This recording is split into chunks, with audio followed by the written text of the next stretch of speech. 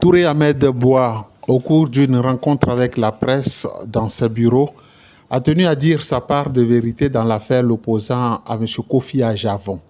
Sans filtre, le patron de Sophia Immobilier, qui a fait l'honneur d'inviter le mandat TV, livre, dans une démarche explicative et avec les arguments qui sont les siens, la quintessence de ce que l'on doit savoir et retenir. Courant l'année 2017, M. Ajavon Kofi m'a proposé la vente d'un bien immobilier à Gagnoa, une assiette foncière d'une superficie d'environ 45 hectares. Je me suis porté à cœur puisque j'ambitionnais de réaliser un projet immobilier pour la diaspora européenne dans cette zone. Alors, je me suis porté à cœur et nous avons entamé les formalités d'achat. Effectivement, nous sommes allés chez le notaire et nous avons signé. Et j'ai remis donc la somme de 170 millions de francs CFA à M. Ajavon Kofi. Les reçus sont là et nous avons signé les actes. Mais au moment où les formalités des cessions étaient en cours, alors on s'est trouvé bloqué par l'opposition de la famille Ajavon, qui dit que l'assiette foncière dont il s'agit n'est pas la propriété de M.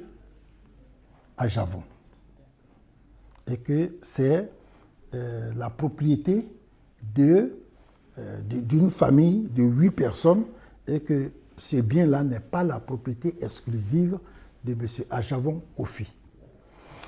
Or, nous avons déjà payé 170 millions, il restait environ 150 millions environ, et la mutation étant faite au nord de Sophia, les copropriétaires, c'est-à-dire les co-héritiers, m'ont esté en justice pour voir la vente annulée. J'ai donc informé Ajavon, qui a reconnu les faits et qui m'a présenté des excuses et a demandé à ce que le reste de l'argent soit versé aux autres co-héritiers par le canal de leur avocat.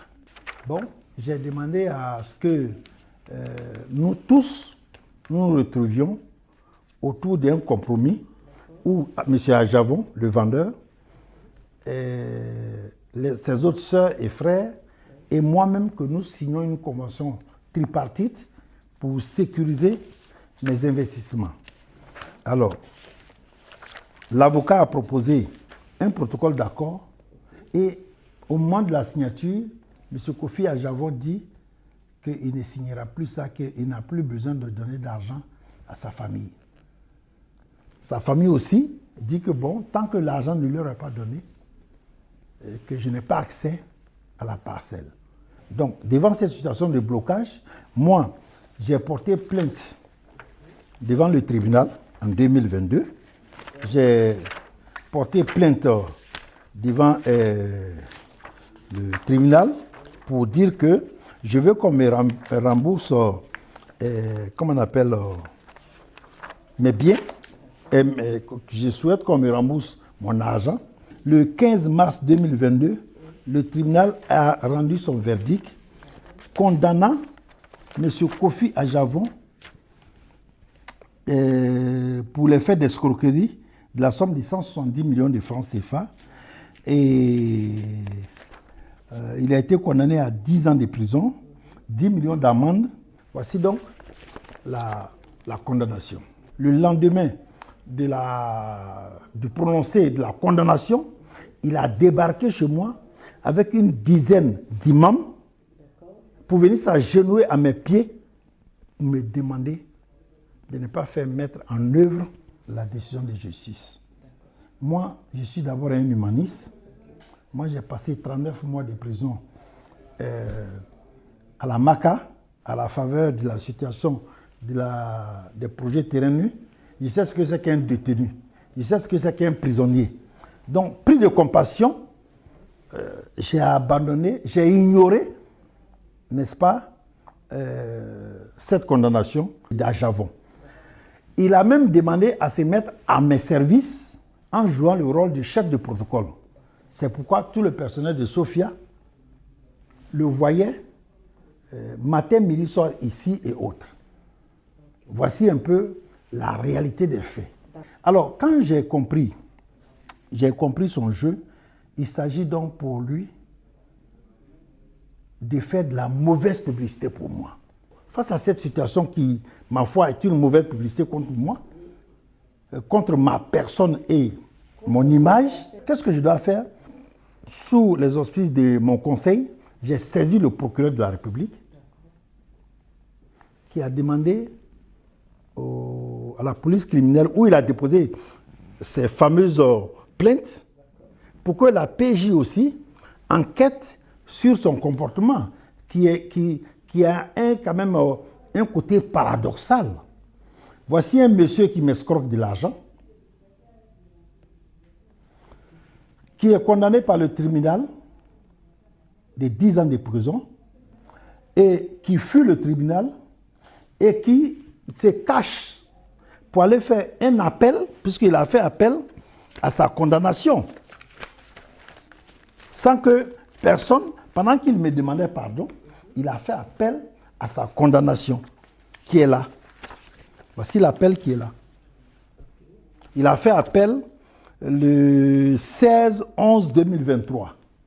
Donc, en faisant appel à sa condamnation, pour cette affaire d'argent, nous sommes donc devant la cour d'appel, qui n'a pas encore dit, qui n'a pas encore confirmé à mon profit sa condamnation de 10 ans, qui n'a pas encore infirmé la décision du tribunal de première instance pour dire que M. Toura Merbois doit à M. Ajavon.